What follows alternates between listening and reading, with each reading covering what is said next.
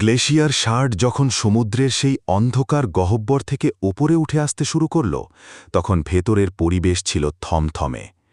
জায়নের হাতে থাকা সেই কালো চাবিটি থেকে এক ধরনের হিমশীতল কম্পন বের হচ্ছে, যা জানের ভেতরের উষ্ণতাকেও শুষে নিচ্ছে। জায়নের মনে বারবার সেই ভবিষ্যৎবাণীর কথা প্রতিধ্বনিত হচ্ছিল, একটি দ্বার বন্ধ হলে অন্য একটি ক্ষুধার্ত মুখ খুলে যাবে। রেভেন কন্ট্রোল প্যানেলের বোতামগুলো দ্রুত চাপছিল, তার যান্ত্রিক গিয়ারগুলো থেকে ধোঁয়া বের হচ্ছে। আমরা খুব দ্রুত ওপরে উঠছি, কিন্তু সমুদ্রের চাপ অস্বাভাবিকভাবে বদলে যাচ্ছে। মনে হচ্ছে নিচ থেকে কিছু একটা আমাদের তাড়া করছে। জায়ন জানালার বাইরে তাকাল। সেই নীল স্বচ্ছ জলরাশি এখন খোলাটে লাল হয়ে গেছে। সমুদ্রের নিচ থেকে হাজার হাজার ছোট ছোট আলোকবিন্দু উপরে উঠে আসছে। ওগুলো মাছ নয়, ওগুলো হলো অতলপুরীর সেই অভিশপ্ত প্রেত যোদ্ধা, যারা চাবিটি ফিরিয়ে নিতে চায়। রেভেন, আমাদের গতি বাড়াতে হবে। আরিয়ান তার তলোয়ারে হাত রাখলেন। মীরা, কাই, তোমরা জানের প্রতিরক্ষা ব্যবস্থা সামলাও।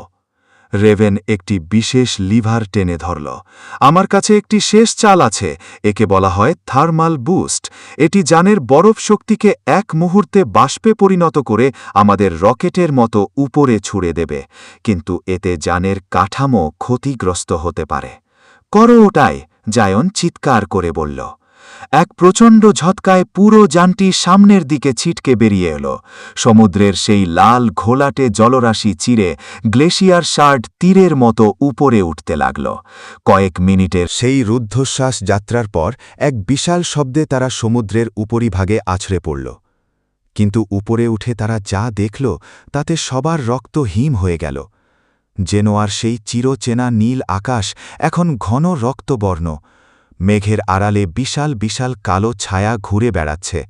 জেনোয়ার বন্দর এলাকা থেকে আগুনের লেলিহান শিখা আকাশে উঠছে। বন্দরে নোঙর করা রাজকীয় জাহাজগুলো সব চুরমার হয়ে ডুবে আছে।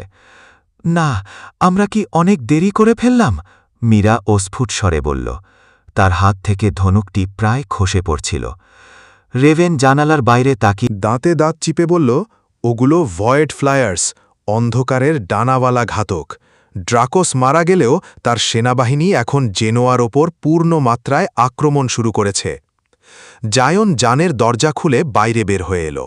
নোনা বাতাসের সাথে এখন পোড়া মাংস আর বারুদের গন্ধ মিশে আছে।